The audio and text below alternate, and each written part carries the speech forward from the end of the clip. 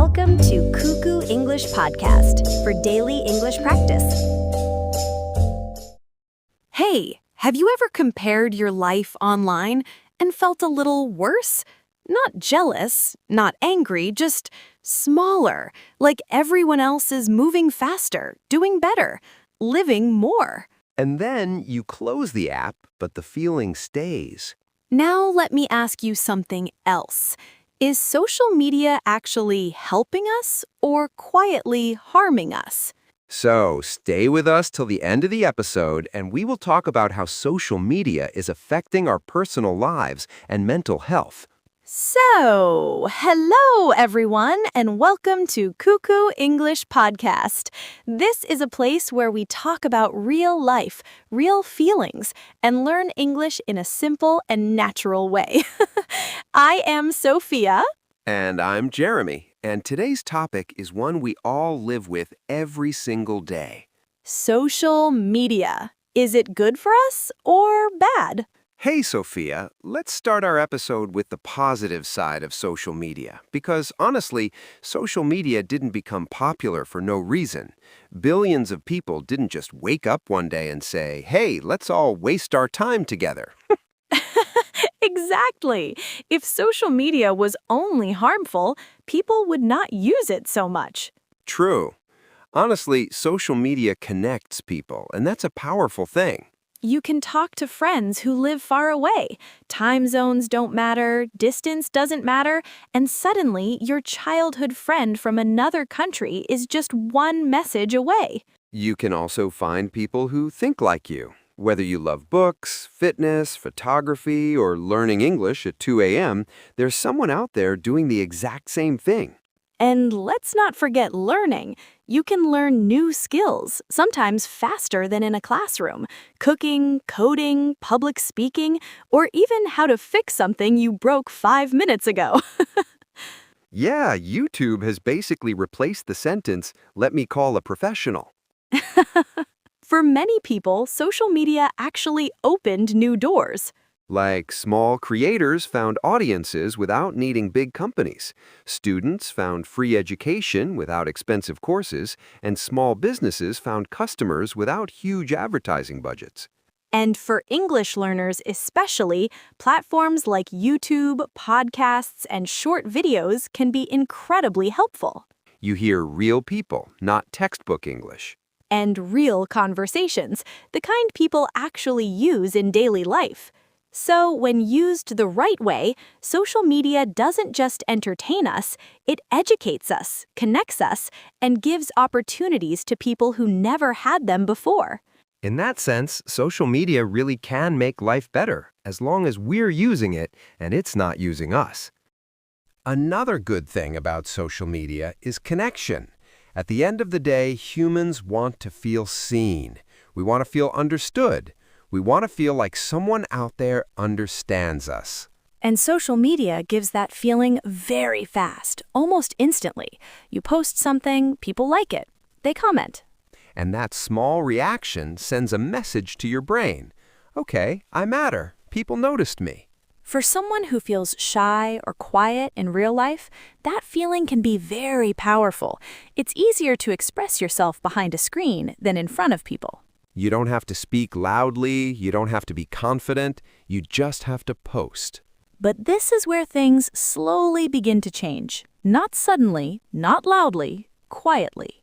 Connection can easily turn into comparison, and comparison comes silently into your life. You don't always notice when it starts. You're not thinking, my life is bad. You're just thinking, why does everyone else look like they're doing better than me? Better job, better body, better relationship, better lifestyle. And suddenly, your normal life starts to feel not enough. But here's the truth. What you're seeing is not real life. It's an edited version of reality. People share moments, not their full lives. No one posts their confusion. No one posts their fear or their boring days. No one posts, I don't know what I'm doing with my life today, even though almost everyone feels that way sometimes. So, without realizing it, we start comparing our full life with someone else's best moments. Our brain is not built to see thousands of lives every single day. It was never designed for that. For most of human history, we compared ourselves with a very small group of people, our family, our friends, maybe a few people in our neighborhood.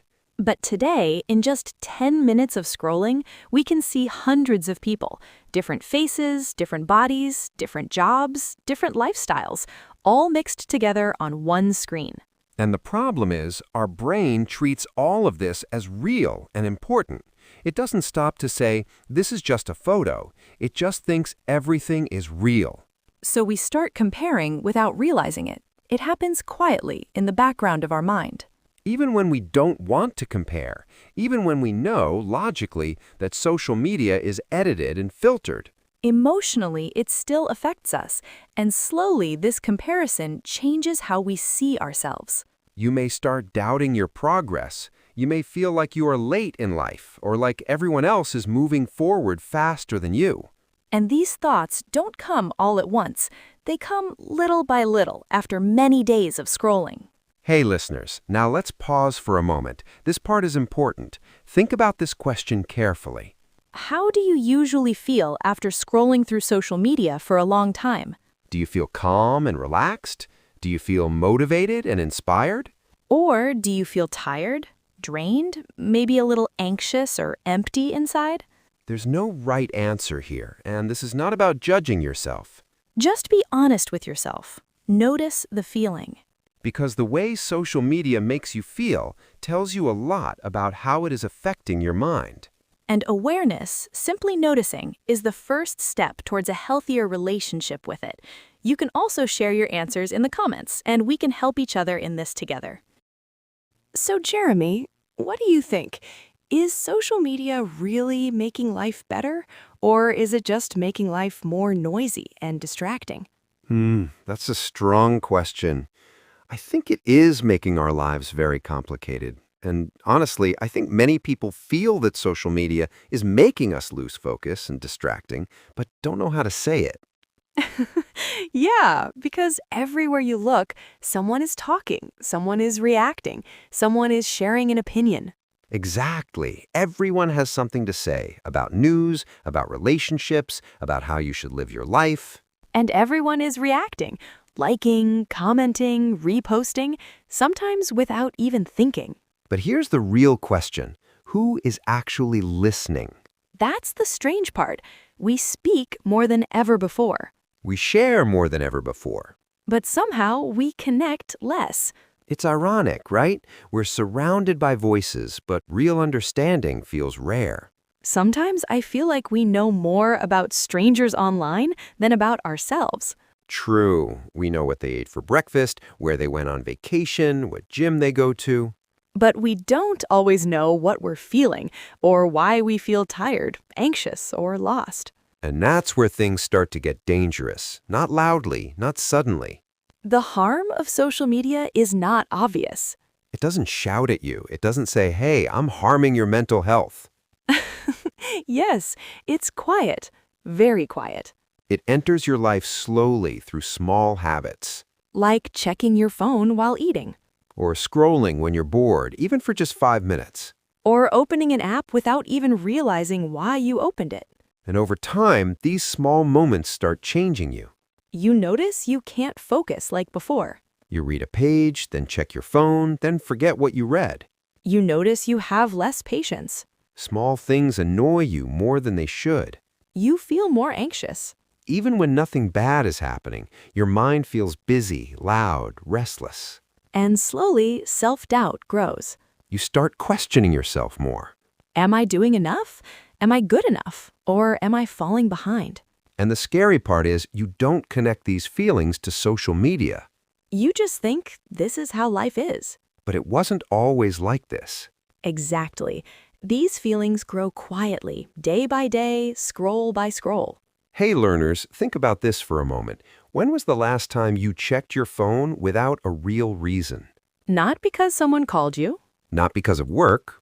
just automatically, without any reason. You unlocked your phone, opened an app, and started scrolling. If you just realized, oh, I do that a lot, Then that's the habit. And remember, we are not judging you. We all do it. Yeah, and the purpose of this conversation is not to feel guilty. The goal is awareness. Because the moment you notice a habit, you finally have the power to change it. And that's where real control begins, not by deleting everything. But by using social media consciously instead of automatically. You know, when we talk about social media, we often focus on mental health, but I think one of the biggest changes is in our relationships.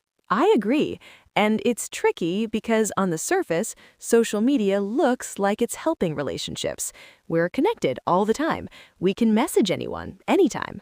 Exactly. We're reachable, but are we really present? That's the question. I've noticed this in my own life. I'll be sitting with someone I care about, and both of us are on our phones. We're together, but not really together. Yes, and no one means to be rude. It just happens naturally. A notification comes, we check it, and suddenly the moment is gone. And over time, those small moments matter. Conversations become shorter. We listen less deeply. We miss little emotional signals. I think silence has become uncomfortable for us. If there's a pause, we immediately reach for our phones instead of just being with the person. That's true. And social media also changes how we see our relationships. We start comparing them with what we see online. Perfect couples, smiling photos, romantic trips. It creates unrealistic expectations. And then people think, why doesn't my relationship look like that? Without realizing that real relationships are messy, boring sometimes, and very human. Another problem is misunderstanding. Messages don't carry tone or emotion very well. Yes, a late reply can create anxiety. A short message can feel cold.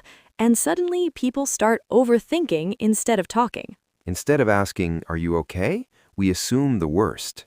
And that distance grows quietly, not because people care less, but because communication becomes shallow. Relationships need attention. They need eye contact. They need real listening. Sometimes the most loving thing we can do is put the phone down and be in the moment. Not forever, just for a moment. Because likes and messages can wait, but real connections cannot. Hey learners, if you want to learn more about how to avoid these issues in real life and understand this topic better, you can watch our other podcast called How to Stop Phone Addiction. We'll share the link in the comments. So, after talking about all this, the big question still remains. Is social media good or bad? Honestly, I don't think it's that simple. It's both. Yeah, I feel the same way. Social media itself isn't the problem. It's a tool. And like any tool, it can help you or hurt you depending on how you use it. Just like a knife. It can be used to chop food, or it can also be used to cause injury. Fire can keep you warm or burn you. Social media works the same way. Exactly. It's powerful, and that's why we need to be careful with it. Because when something is powerful, using it without awareness can slowly take control. So let's talk about healthy use, not extreme rules, just practical habits. One simple but important step is choosing who you follow. Yes, follow people who inspire you, who teach you something, or who make you feel motivated. Not people who constantly make you feel like you're not enough. If an account makes you feel pressured, insecure, or anxious every time you see it, It's okay to unfollow. That's self-care. another important habit is taking breaks. Not forever, just regular breaks. Moments when you remind yourself that the world exists outside the screen. And here's one I really like. Try to create more than you consume. Yes, instead of only scrolling, try writing, recording, learning, or sharing something meaningful. When you create, you feel more in control. When you only consume, you feel more passive. Small changes like these don't sound dramatic. But over time, they completely change your perspective on social media. Social media doesn't have to drain you. It can actually help you grow. You can use it to learn new skills. Languages, business, fitness, creativity, so much knowledge is free. You can also use it to connect deeply, not just widely. Real conversations, meaningful messages, honest sharing. Not pretending everything is perfect. but showing up as a real human being. And always remembering one important thing. Real life is offline. Social media should support your life, not replace it. You know, I don't think social media changed who we are. I think it revealed who we already were. Our fears, Our insecurities, our deep need to belong. and our desire to be seen and understood. Social media just made these things visible. Which means we now have a choice. To use it consciously. To set boundaries. To choose real connection over constant distraction. So, learners, before we end, one last question for you. If you could change one thing about how you use social media, What would it be? think about it. You can also write it in the comments. So remember, social media is not your enemy.